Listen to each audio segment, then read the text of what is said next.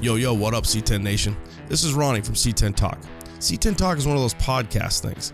We talk C10 trucks, tech, and people. That's right, people. Because it's the people that make the scene so rad-ass. The trucks are cool, but the people are cooler. You can check out the podcast on iTunes, Spotify, Pandora, iHeartRadio, C10Talk.com, and anywhere else you listen to your favorite podcasts. Thanks for checking out our latest video and being part of the C10 Nation.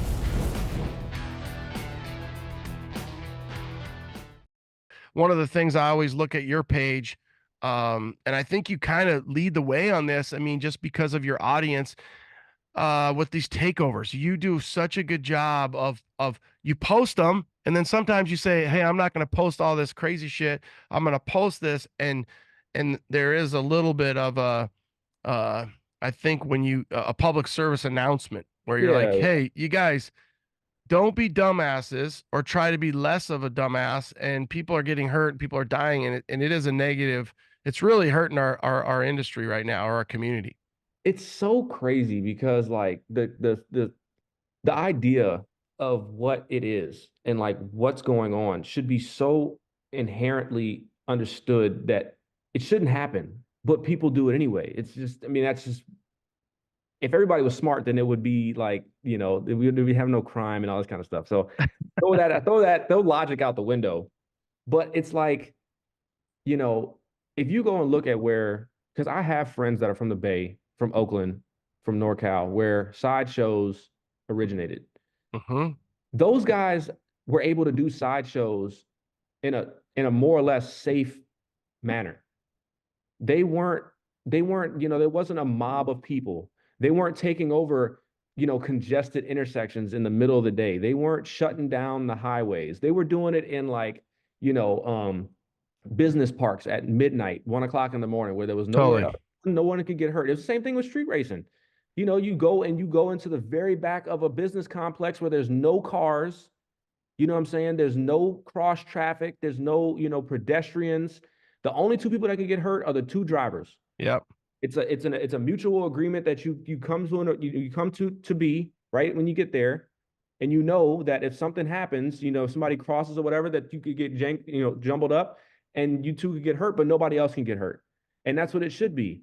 You know what I'm saying? Like, so the logic of why people would want to purposefully put themselves in harm's way or put others in harm's way when it doesn't have to be that way blows my mind.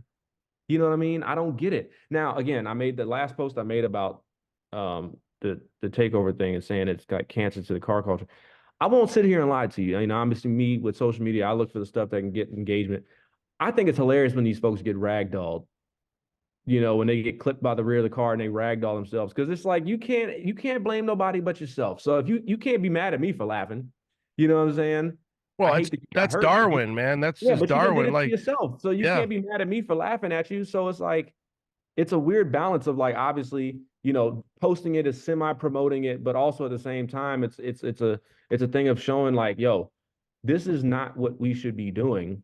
And so it's kind of like you're kind of shaming it a little bit, but at the same time, in the back of your head, you're like, all right, this is kind of funny because these doofuses are flipping over like like rag dolls. Oh, dude, it is crazy. They sit there and they it's like, dude, you're gonna get clipped, and you're trying to just get the content or whatever. Next thing you know, you're in the hospital and you got a hip fracture and split open and all kinds of stuff. And that's why they're going to shut them down, and they continue to try to stay ahead of it, but I don't think they're doing a great job.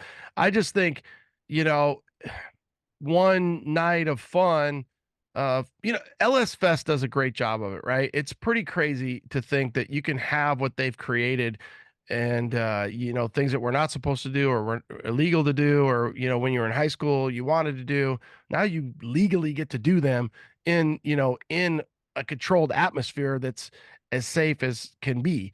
But these guys are doing it, and I get that when you're young and you want to have fun and you're doing stupid shit, that's part of being young. But at the same time, they're going to continue to crack down, and it's not helping our scene.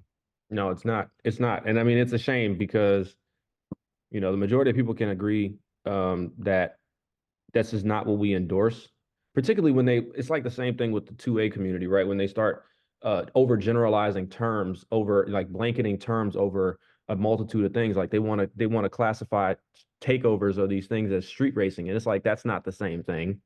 Yeah, street racing, quote unquote, I guess is still illegal as well. But like most street racing, again, happens, you know, 2 o'clock in the morning on on a very unpopulated street or little to no population street where there's no, they have spotters, all this kind of stuff to where they're making sure everyone gets home safe. Yeah, I think, because I'm in public safety, I think that the challenge there is you are doing all those things, but when people die and people get hurt, people, they society just doesn't accept that, and it's always got to be somebody else's fault. You're like, hold on, these guys knew the risk. These guys Mhm. knew what they were doing.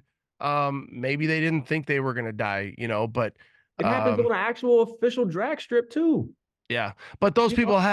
people have probably different safety things built into their Well, cars yeah, and so forth. But I get it. At one point, again, going back to Darwin, it's like 70, or not 70, but in the 70s and the 80s, it's like people just didn't lose their shit. But because we have social media that everybody finds out about all these different things, it challenges the fun that people are going to have. And for whatever reason, people can have a 9 out of 10 fun at a drag strip, but it's going to be 11 out of 10 if they're doing it more on the illegally and street. and Yeah, out and about. But they've been doing them for, I don't know, 60 years. People have been yeah, dragging up and down and doing what they do. It's just that yeah, these takeovers completely give everything just such a negative connotation to it. It really does hurt our scene. yeah. Because again, like you said, people have been street racing since the 50s. For sure. Like Yeah. that hasn't been a new thing in a long time. They've probably been doing it a little bit before then, but it didn't really become a popular thing until the late 60s, early 70s. Drag racing on the street has been a thing for a long time. And again, I'm not saying this to endorse it like it's like it should be, whatever, but when you also see that it doesn't help that a lot of drag strips are closing now because of housing development. They're selling the land and you get noise pollution, complaints. Um, you heard about this recently with Laguna Seca. You know, you got neighbors complaining about it's like, why'd you move near a racetrack? Yeah. Yeah. The racetrack's been there for years, tens of years. Why are you complaining now? You just moved. Your realtor should have told you you're moving next to a racetrack. That's your fault. Yeah. It's You like an know, but airport. It's like, hey, it's right there. It's not going anywhere. yeah, it's like, come on now. You move next to the L train in Chicago, your house is gonna shake every night. It's like, why would you complain about something and that's something that's been there for years? It doesn't make any sense. So, the closing of these tracks doesn't help anything, particularly for the drag racing aspect of things. People they're gonna do what they're gonna do. Now that again, that's nice getting off topic for the takeover thing, but the thing about that, man, it's a lot of young kids you can't reason with, and it's just like it's a hard lesson that they got to learn. They're gonna get arrested or they're gonna get hurt, one of the two.